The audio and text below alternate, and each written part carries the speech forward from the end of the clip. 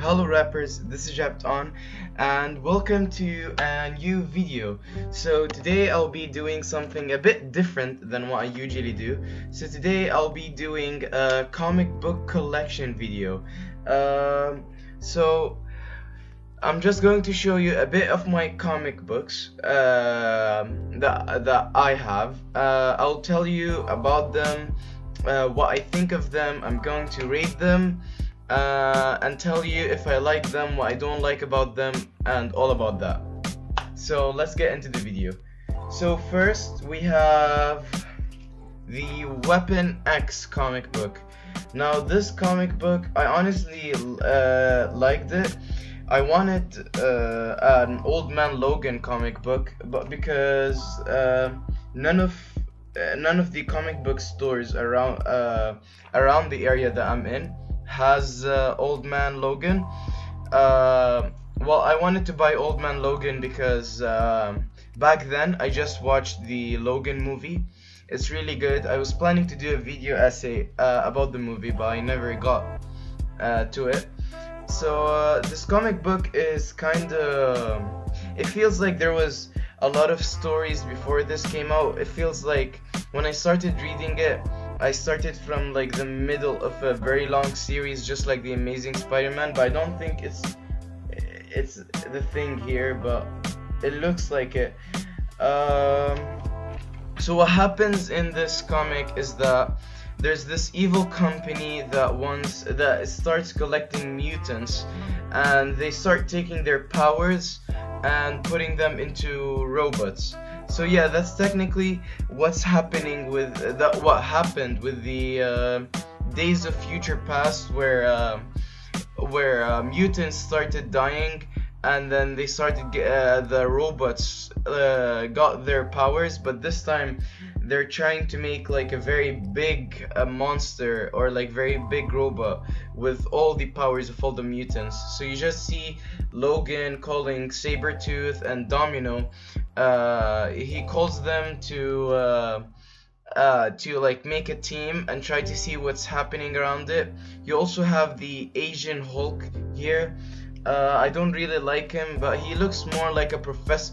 He's kind of like the Professor Hulk, but just an Asian one. So yeah, that's for the Weapon X.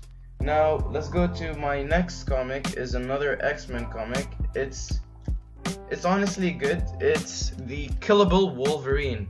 Now this comic book is actually a continuity of another book, but I didn't get, because the comic book store just for some reason just didn't have the book before it. So I'll read you what happens previously in the previously page. So what happens is Wolverine has been on the trail of a hive-minded virus-like entity from the microverse that desires nothing less than the infection of the entire human race.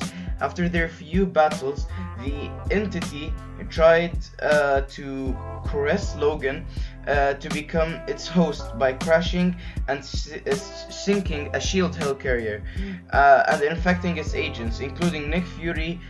Logan ultimately saved Fury and most of the helicarrier's passengers, but the victory was short-lived as it departed Fury's body.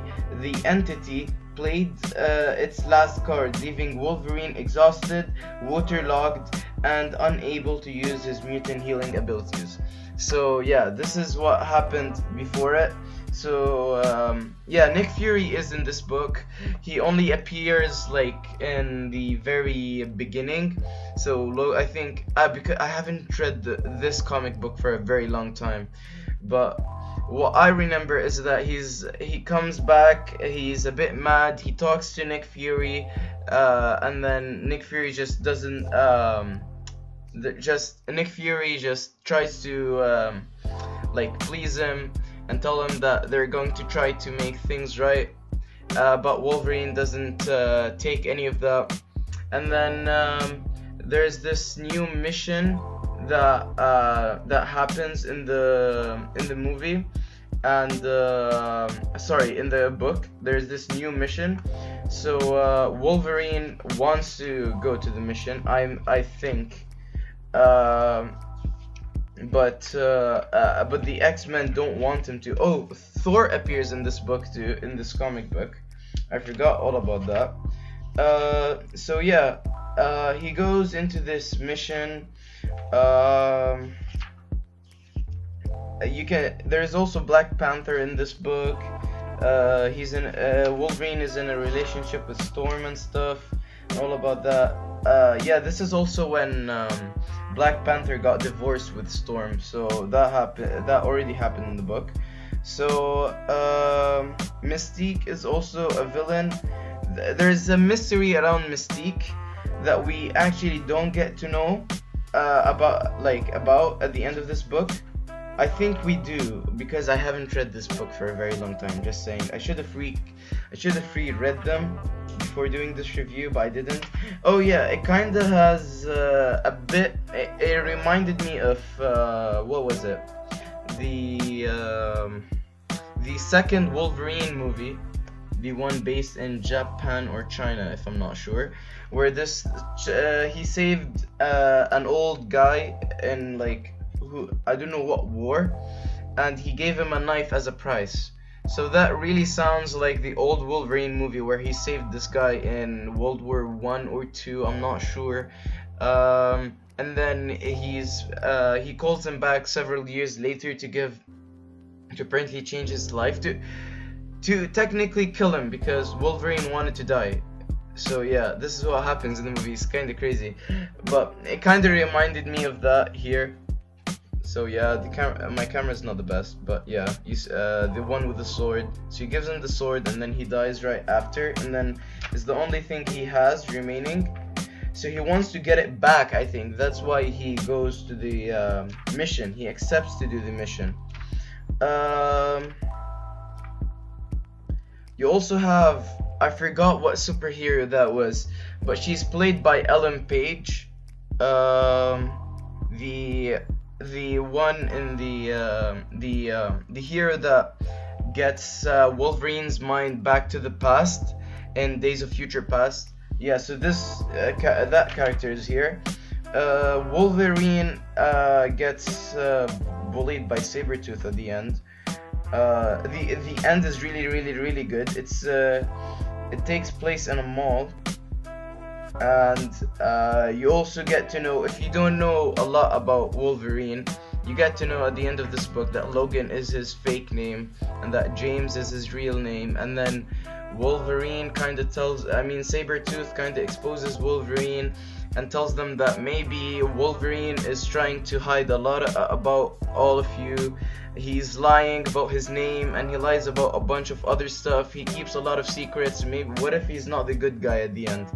So it kind of makes you rethink about Wolverine. And yeah, this is Killable Wolverine. It's a good comic book. It's not anything like wow, incredible. Also, the stuff with Sabretooth are not like, I know like it makes you rethink about Wolverine, but if you know a bunch of this stuff, like if you already know that his real name is not Logan, but it's actually James or Jimmy or Jim, whatever, if you actually know that that's his real name, then this book wouldn't be that really good. But I think if you read it from the previous book where the Hellcarrier got down and all of that, if you start reading from that and then you read this, I think that's gonna be good. I don't think the story really ends by the end of this book. I think something happens. Yeah, so yeah, it kind of has a sad ending. I don't know if there is a book after it, but it says the end, and it has a sad ending. So I don't know if there is a book after this. So yeah, I think that's the end of that story. So yeah, now I'll kind of skip this book. I'll keep this for later. I'll go to now the Punisher. Now, I bought this book because I found it in my comic book store, and I was just watching the Punisher Netflix TV show. Now now if yeah, so let me tell you, if you are interested on the Netflix TV show, then you probably won't really like this. Now let me tell you why you might not like this. Now this might be good for a person who is really familiar, who knows a lot about the comic book interpretation of the Punisher. But because the Netflix TV show, the character of the Punisher in the Netflix TV show is really different. I didn't even really like his character design in this book. Probably because, I don't know, he looks kind of weird, kind of old. I didn't really like his character design. Maybe because I was more used to the John Bernthal character design, John Bernthal look. So maybe that's why. I think this could be a good book if you aren't a first time reader for this book. For this interpretation of the Punisher, for the comic book Punisher. I think if you've read a bit of old Punisher comic books and you know his story and stuff, this might be good. It also says here, from comiccrusaders.com, apparently it says, if you're a fan of the Punisher, you won't be disappointed. So I think if you're a fan of the comic book Punisher, then you probably won't be disappointed, but you would be surely disappointed if you're a fan of the Netflix Punisher. So yeah, so if you like the comic book Punisher, buy this. If you like the Netflix Punisher, you'll be disappointed. Okay, now we'll go to Deadpool, the ones with Deadpool. Yeah, so Deadpool, the ones with Deadpool. So this is kind of one of the least favorite of my comic books. Now I like the part with Spider-Man. That was really good. Now I'm a big Spider-Man fan. So what happens in this? There's more than one storyline in this book. Okay, there's more than one storyline. So for his storyline with Spider-Man, what happens is, it's really good. So what happens is, Spider-Man has been awake for days and days because he's being hunted by the Chameleon. And because if you know who the Chameleon is, he's a guy who can disguise into anyone, okay? As he sees him, he can disguise into him, okay? So he has been attacked by the Chameleon, and Spider-Man doesn't want to go back home because he doesn't want his identity to be discovered by the Chameleon, because you don't know, the Chameleon could be watching him anywhere, and he doesn't know, and then he just changes to Peter Parker.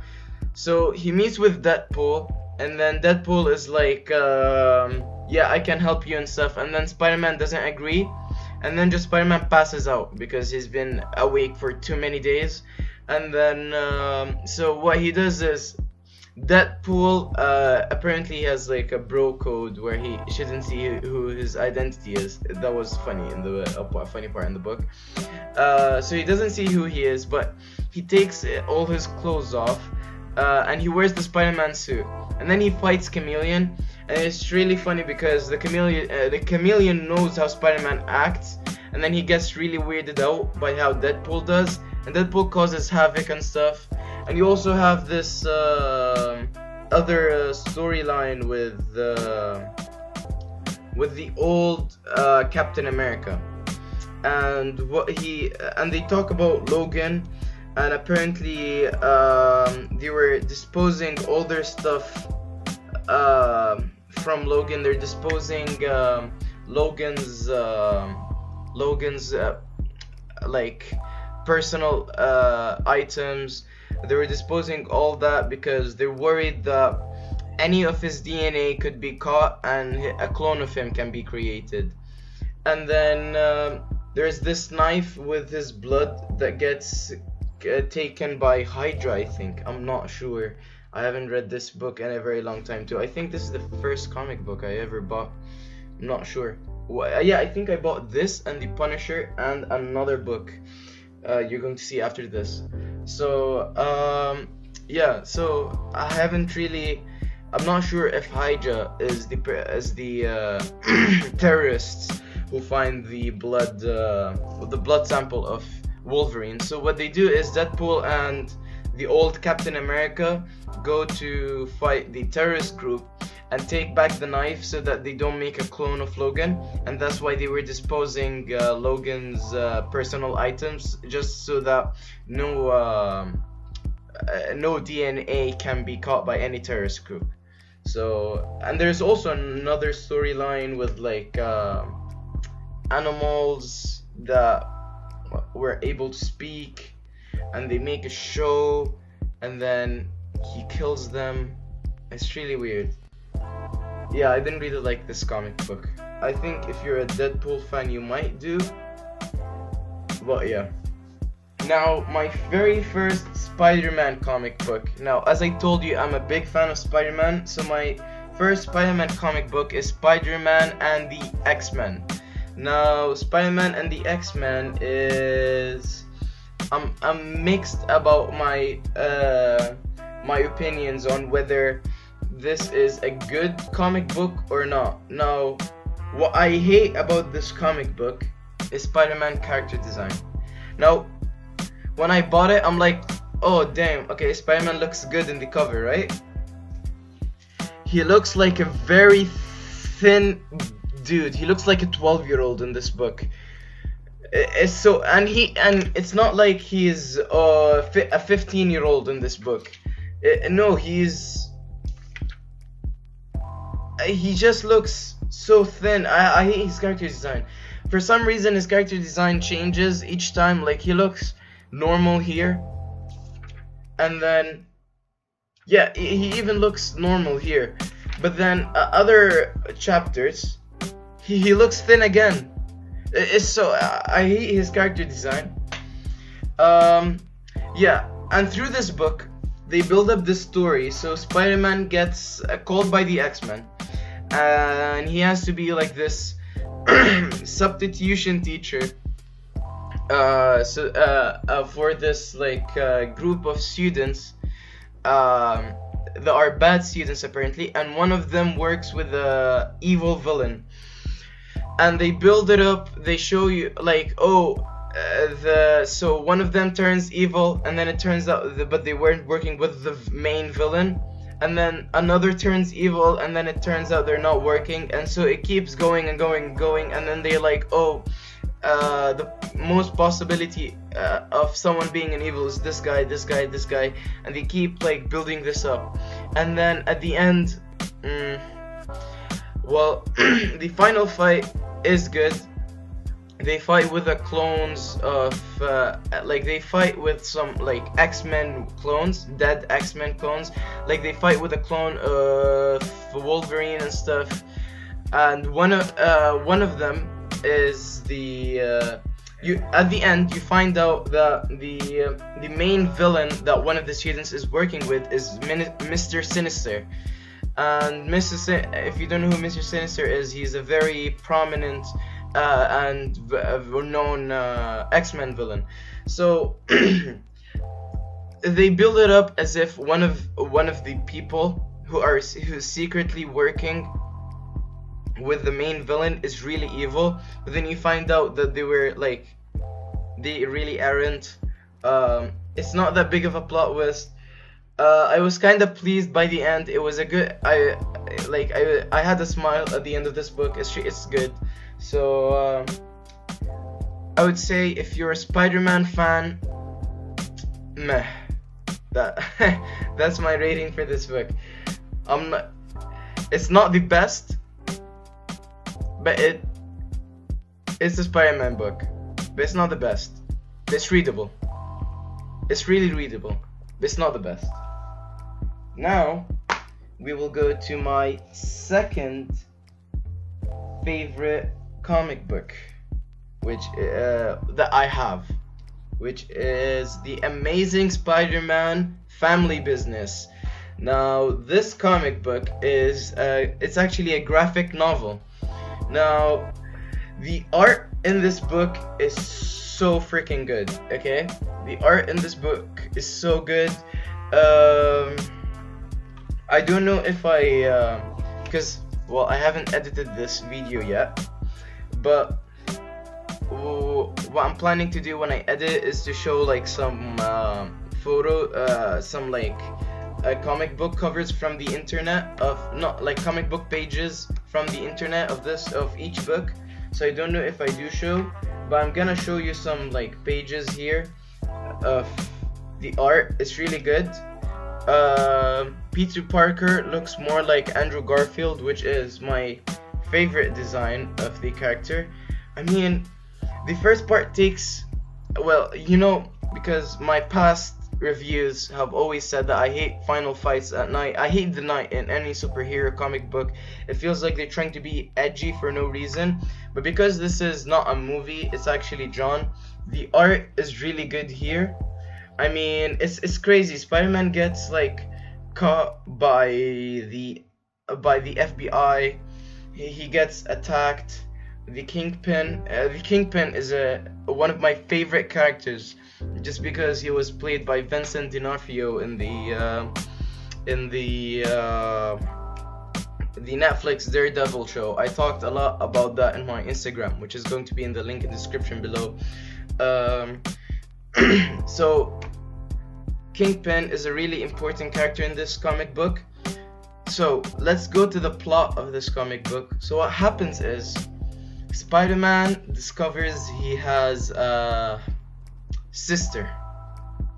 He discovers he has a sister, and she tries to save him, and she tells him what is happening, and that she's a spy, and that they need to find they try to find a bit of the history around their parents. I mean, they've done it better than the Amazing Spider-Man books. I mean, there's Spider-Man wears more than one suit in this book. That's all I'm going to say. Not gonna spoil, because I know a lot of suits are loved by the Spider-Man fans. So I won't say which suit he wears, but he wears the suit, and I was really happy that he wears it, but kind of disappointed. That's all I'm going to say about the suit he wears. I mean, yeah, there's a plot twist that happens at the end that is like, okay, so all of this about his sister was just lame, but then they show you this one scene with his parents, and then it just makes the plot twist even better.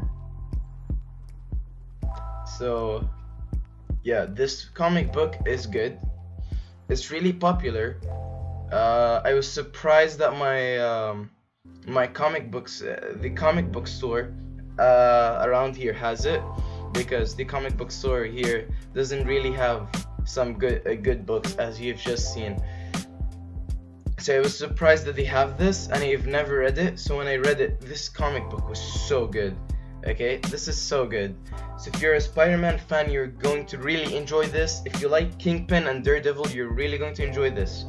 So yeah, my only problem that is not really it's related, but so this comic book is a must read. Okay, you gotta read this comic book. It's good, but the problem is they misuse the plot twist about Spider-Man actually having a sister or not. I'm not going to say at the end of this, but they misuse it in the future comic books of Spider-Man, and they just ruin it.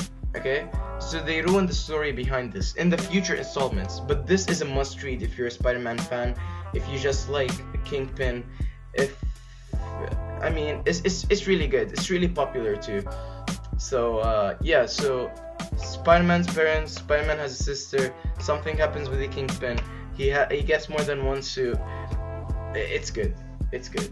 Just read this comic book if you're a Spider-Man fan. Spider-Man, the Amazing Spider-Man Family Business. So yeah. Now let's go to the only DC comic book I've had, because as you've seen, all my comic books so far has been Marvel comic books. So the only DC comic book is All-Star Batman. Now, I've for some reason just started liking Batman all of a sudden. Just seen some videos around YouTube and I like the story around him. I've always watched Batman. I've even watched the very old show, and I have a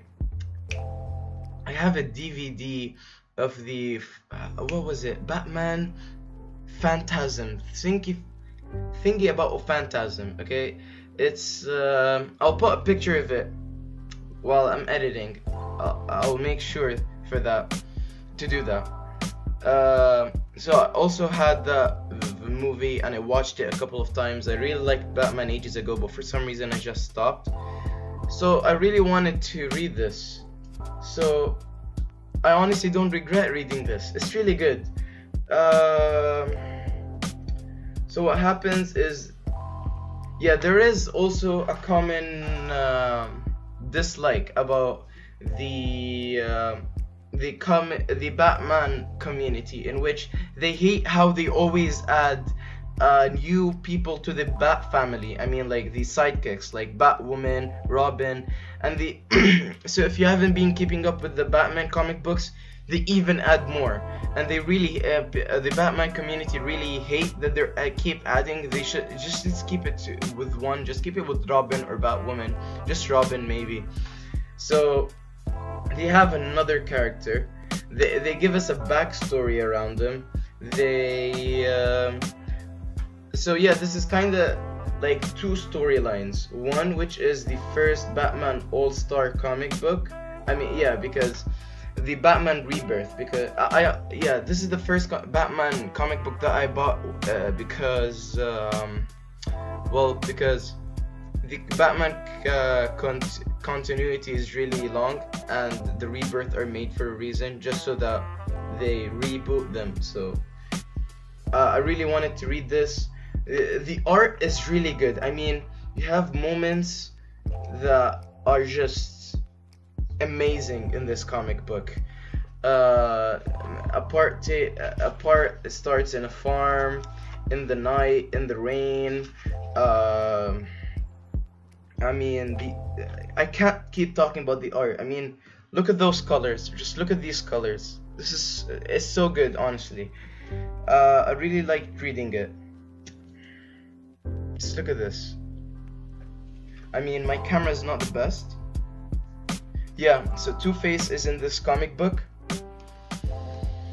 Yeah, so this comic book is just really good. If you want to start reading a Batman comic book, read this. I wanted to buy the second Batman Rebirth comic book, but I never got to, and I'm going to buy it after this, because they leave the second storyline in a cliffhanger. So I want to see what happens, and the story they talk you back about the story of Bruce Wayne and Two-Face, and how they were friends ages ago in an orphanage, and how they're enemies now, and how he's just protecting him because he's one of the most wanted people in Gotham. It's really good, and all the villains are even here. They are reintroduced because of this reboot, and he fights them. It's really good. A lot of good action. The artwork is amazing in this comic book. This is a must read if you want to start reading Batman comic books. Okay, now this video has been really long, so now I'll go to my number one most favorite comic book. I'm so proud for owning this comic book. Okay, this comic book is amazing. The Amazing Spider-Man back issues. It's an epic collection. This is so freaking good. And this comic, I mean, this made me realize how really good the old comic books of Spider-Man are. They're just amazing. I mean, just this storyline. If you know this storyline, they always show you the comic book cover before the story. So this storyline is amazing. Okay. See this? Just search for this. It's the Amazing Spider-Man, Spidey and the Green Goblin, both unmasked.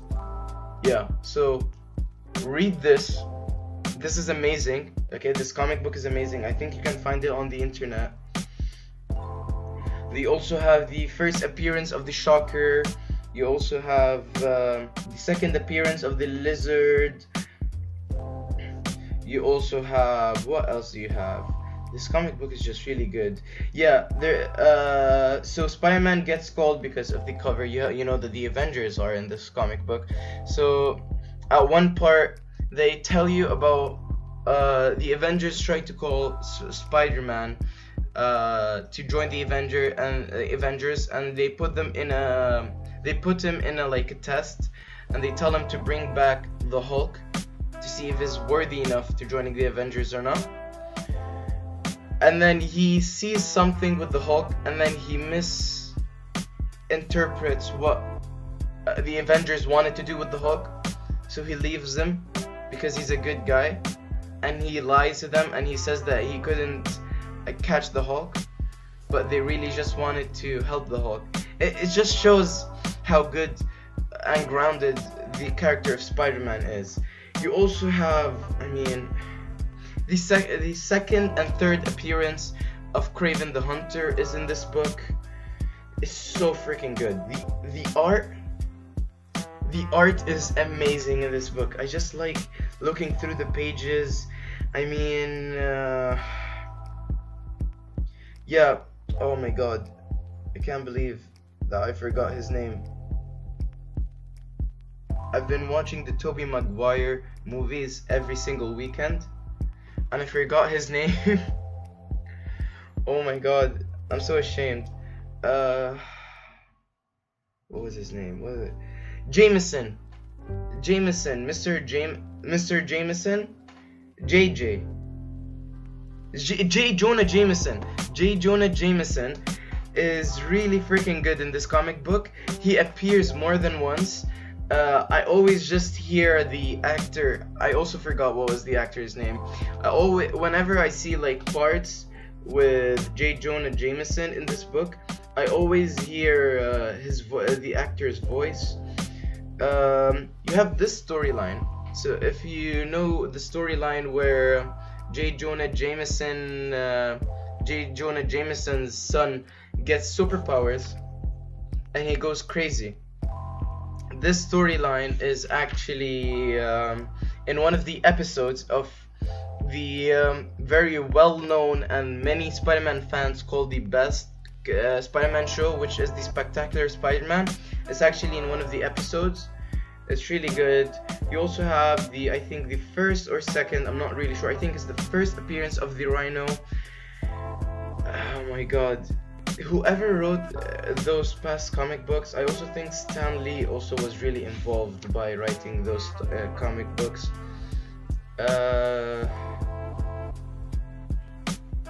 Yeah, so you also have Spider-Man No More. You also have, I really like the Lizard storyline, the second appearance of the Lizard in this comic book.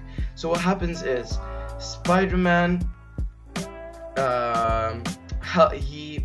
he finds out that the Dr. Connors have turned into the Lizard again. Okay. He tries to take him back to his family. Okay. And it builds up and it builds up and builds up. Eventually, Spider-Man breaks his hand. And so, yeah. At the end, Spider-Man gets Dr. Kurt Connors back to his human form. And and then his family is like, shouldn't we go to like who Spider-Man is, or shouldn't we call Spider-Man back to just thank him? And then they're like, and then the mother and the son are, they're like, oh, what if? They're like, oh, it's Spider-Man. His life must be amazing. He must like be living in a mansion and having everything. They're like, I'm pretty sure he doesn't need us to tell him thank you. And then it skips to Spider-Man sitting alone. His hand is broken. He doesn't know how. He hasn't studied for a test he has tomorrow. His exams that he have tomorrow. He misses out a date with Gwen Stacy, and his life is just so bad. But because he has to keep his secret identity a secret, and he doesn't accept anything from people, you just see how good of a guy Spider-Man is. It's just so freaking good. This comic book is amazing. This comic book is a must read for any Spider-Man fan. You also have Spider-Man No More, which was in the old Spider-Man 2, Tobey Maguire, the Sam Raimi Spider-Man 2. It was the main plot around Spider-Man No More. So it also has that here. I honestly, because I'm putting a bookmark because I was reading Spider-Man No More. I was reading in because they're not just random classic comic books, they're in continuity. But because the comic books are every single comic book in here is amazing. It's great. I also talked about this book in my The Tragedy of the Amazing Spider-Man 2 video essay, where I say that I was surprised by how good the old comic books are compared to the new Spider-Man comic books. True, and I swear to God, because when I first read those comic books, I'm like, oh yeah, they're all very good comic books. They're all really, really, really good. I'm pretty sure they just got the good comic books and just put them in this book. But no, it's just in continuity, and they just had hits, and over with every single comic that is put in this comic book. It's so freaking good. I mean, every story is good. Every story is amazing. It's so freaking good. Every story in this comic book is amazing. Really, I've liked Spider-Man way more, just because of this comic book. This comic book is amazing. Who cares about I just didn't want to swear, but who cares about the new Spider-Man comics? The new Amazing Spider-Man comics are just bad compared to this. Just give me a sec and let me show you why they're bad. Just wait. Yeah. So after I read the Amazing Spider-Man graphic novel, I bought a bunch of comic books, okay, online, of just some like comic books issues by their issues. So they're really short, and because they're like really, just let me take one out of the cover. The art is good in those comic books. I mean, if I just wipe really hard, it's gonna rip the whole comic book. It's really soft, and it's just like a few pages. So the art is good, but unfortunately it's written by Dan Slott. And I talked about this in my The Tragedy of the Amazing Spider-Man 2 video essay, where I say that Dan Slott comics are really bad, and they truly are really bad. The covers are good, the artist is doing his best to have the people buy those books, but I'm pretty sure they're the least sold comic books. Many people, before buying these online, I searched about them, about Dan Slott, if he's a good writer, and every single video talks about how either Dan Slott is okay or Dan Slott is awful. He's bad, and I think he's just bad. Okay, I hate these comics. The art is amazing, the artist is good. I think the Dan Slott Dan Slott also wrote the amazing the Spider-Man PS4 story, which is surprising because that story is good. And I wasn't really surprised because it also has Hammerhead, which was in the DLC of the Spider-Man PS4, which I played. You also have Mr. Negative, which was also in the main game.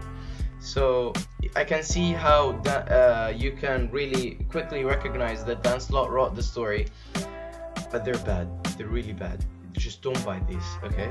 It's honestly a waste of money, okay? This and just the, I think he wrote 200 or 300 issues. Don't buy any of them. Don't buy any of them. They're so freaking bad. Just because I'm a comic book collector, I'm keeping them safe and I'm putting them properly. Wait. It's really scary, you know, you just don't want to rip the comic book. But yeah, it's just like I put it in a plastic it's safe, okay? This is how they come online, and this is how people keep them if you're collecting comics. So yeah, this is just a tip from me when you collect comics, okay? So what did we learn today? Batman All-Star, Batman Rebirth is really good. I also wanted to buy the 1 Year Batman, I think it's called 1 Year Batman. It's like an origin story wrote by oh my god, what was his name? I also forgot the writer because I haven't been keeping up with comic books a lot now because I've kind of stopped a bit, but I'm going back. But he wrote the comic book that inspired the 3rd season of Daredevil, that writer, and he also wrote Batman the Dark Knight. So he also wrote Batman Year 1. I was gonna buy that after that. So Batman All-Star, okay, Batman Rebirth is good. The old Spider-Man comics, just buy any epic collection of Spider-Man comics and you're going to be pleased and amazed, okay? Just buy any of these instead of buying new comic they're not really new because Dan Slott ended his run, but don't buy any Dan Slott comic books, okay? Don't buy any Dan Slott comic books, okay? I'm going to repeat this one more time. Don't buy any Dan Slott comic books, okay? Just buy the old epic collection, okay? Those are the best. You have a new run of the Spider-Man by another writer after Dan Slott and it seems a bit good. I haven't really read any of the issues. I tried reading digitally. I only read the first issue. It's meh. It's good. It's better than the Dan Slott though. But just buy epic collections. If you're a big Spider-Man fan, just buy epic collections. What else? Yeah, if you like the Punisher Netflix interpretation, just don't buy the don't buy any comic book interpretation. Try to get into the comic book interpretation of the Punisher, and then you can like buy a first issue and just go through the continuity, and then maybe you're going to get used to the comic book Punisher because it's really different to the Netflix, okay? He's not the same. He's not the same. So you'll be really disappointed if you think he's the same, and then you're going to disappoint yourself. So don't read. Get into the Punisher continuity first, and keep going up the comic books. What else? Yeah. Buy this book. Buy this book. Buy this book. Buy this book. Buy this book. Buy this.